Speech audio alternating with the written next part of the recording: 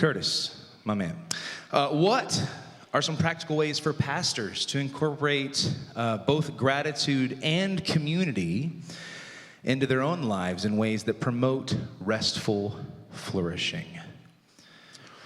Yeah, I've been thinking about this a little bit for the last couple of years in ministry. I think people are incredibly lonely right now in our culture.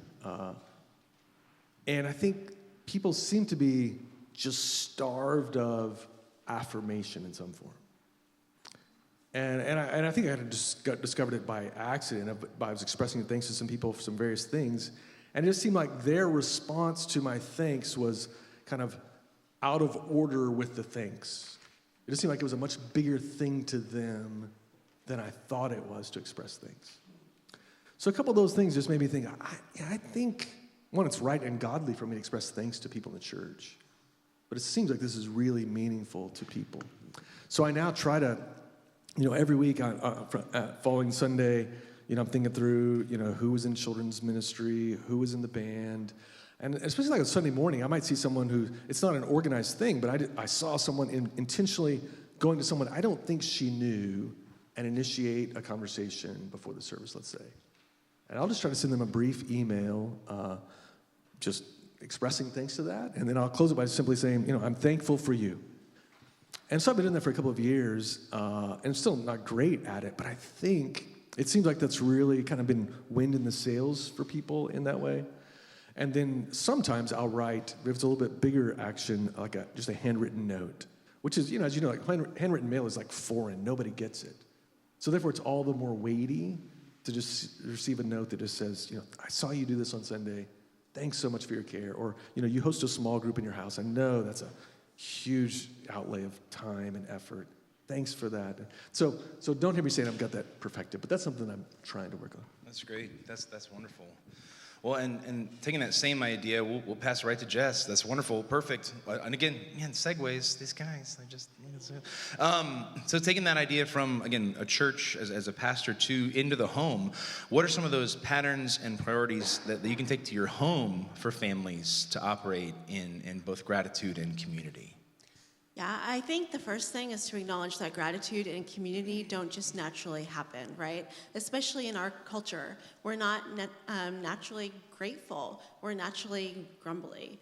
And we're not naturally ready to give our time to other people. We're naturally selfish. So for these things to happen, we need to be really intentional. And I think for us to be intentional, we need to believe that they're not just important, they're absolutely essential for us as we grow in the Lord. So just practically what that might look like for our family, for gratitude, one thing that we do, we have a paper just on our fridge every month that says the month, and then there's pens nearby. And so when there's something that happens, and we're kind of training our kids to see things as gifts from the Lord. And so anything that happens, whether it's the sunshine, which that makes our list quite a bit, because I love the sun, we write it down. If it's time with friends, we write it down. And then at the end of the month, that list comes down and another list goes up. And then once a year, we'll have a special dinner and we go over our list for the year. And we can stop together and thank God for all the good gifts that he's given us. For community, I think, again, we have to be intentional. And again, we have to believe that it's essential for us as Christians. And so what that means is our calendar is built around biblical community. So Sundays are non-negotiable. We are here. Wednesday nights, community group, that is what we do. And so if there's other things pulling at us, whether that's sports or whatever, we're just not going to give up those times. And in our culture, that's really revolutionary. And people look at us like we're weird because we refuse to live busy and we refuse to pack our schedules full because we know community is so important. Right on. Awesome. So again, pastors, church, into the home, how do we turn that out into our communities? We're going to Dexley now. So how can churches show gratitude and love for their community in a ways that it blesses their neighbors and then conveys Christ's love to them in the community? So I had a few different thoughts, hoping maybe one of these can be encouraging. And this comes really from my own experience at Faith Community Church and us trying to do this very thing and connecting to our neighbors. But I think the first thing, one of the things we've discovered is really just caring for your own property. It's an underrated way of showing gratitude to your community because it communicates that you actually are gracious for a building in that neighborhood. Just sharing a little bit of our church experience, our building, our focus historically as a church has been outreach and getting into our neighborhood, and that was to in some ways detriment to the actual building. And so our building regularly flooded every year. We had leaks in the roof. We currently don't have a boiler that heats. We just had lots of problems. It's often where people might drive by and wonder if there's a church there. We had some flooring delivered about a week ago, and the guy who delivered it said, "I didn't even know this was open." And so it just kind of shows you how the building had not been cared for, and so it looks kind of decrepit. It looks like we don't actually care or are thankful for a space that God has given us in that particular community. And so I just would encourage you, think about how you can just care for the space you have, because it also says this. There are two things with this. Firstly, if you invite people to your church, why would they go to a place you don't take care of? And then also, why would they believe you when you say you want to care for them if you don't even take care of your own space? Right? So I think when you think about those things, it becomes even more important to show that you are grateful for what God has given you and simply taking care of it, that regular maintenance and upkeep. I think another way we do this is by being present, showing up, no strings attached. Show up in your neighborhood. You can do this in different ways. So we try to do this by being part of the systems in our neighborhood that are caring for them. So we show up at our local elementary schools events. Last week I was serving dinner at the school event. And so I'm talking to students, talking to parents. I'm ingratiating myself in the neighborhood. We walk around the neighborhood and pray and just talk with our neighbors. We want them to see us there. We're talking about working with our rec center as they do food pantry ministry and things like that, because we just want to show up. And we don't need a booth. We don't need them to know it's Faith Community Church. Now, listen, I'm not saying we don't tell them Jesus is why we're here. You should tell them that, because he is why you're there. My point is simply that we're showing up not expecting anything in return. We're showing up because God so loved the world that he sent his son for me, for us, for you. That compels me to go to you. And then also just one final thing, by building meaningful relationships with your neighbors. I think this demonstrates a thankfulness because you're thankful to be there and to know them. In actually trying to form relationships that exist outside of, hey, I need you to come to Jesus right now, by building those relationships, what it communicates is a gratitude for their presence.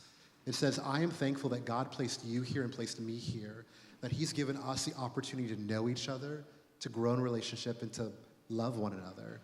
And so those are just a few ways I think maybe we could do that. Right on. Thanks, man. James, this is the first time all the panelists have been in order of question. I just want to point out that I'm really excited about that. Jamie, missions. So how does taking a mission trip together foster unity, community, and gratitude? Well, first of all, there's nothing that stirs gratitude in your heart quite like sleeping on a cot all week and then going home to your own bed.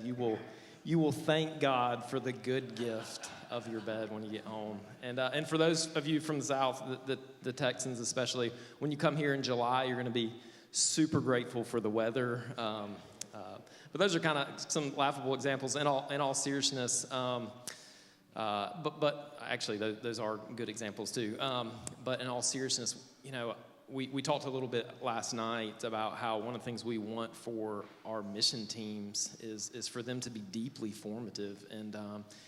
And truly, mission trips have a unique way of fostering unity, community, and gratitude in our hearts. Really, unlike anything else, there's something about coming up. Some of it just happens naturally because you're together all week. You're eating meals together all week. You're sleeping in the same space. You've traveled together. You're having this shared life experience. But you could do that on like a retreat or something like that. But there's something unique about a mission trip in that not only are you sharing life together, but you have the same mission, right? The same goal. You're running together after something.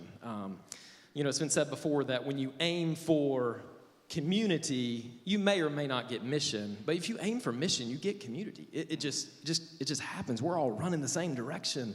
We're all trying to get after this thing together.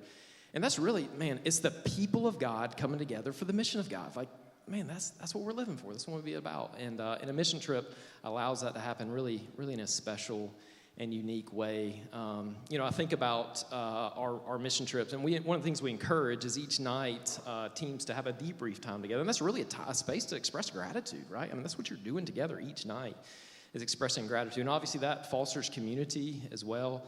And then at the end of the week, we do a debrief kind of with our staff there with the mission team, and man, in each of the mission trips I've led, and then being here and kind of on the receiving end of mission teams, we always hear this common theme from all these mission teams is, man, one of the things I'm going to take away from this trip is the relationships.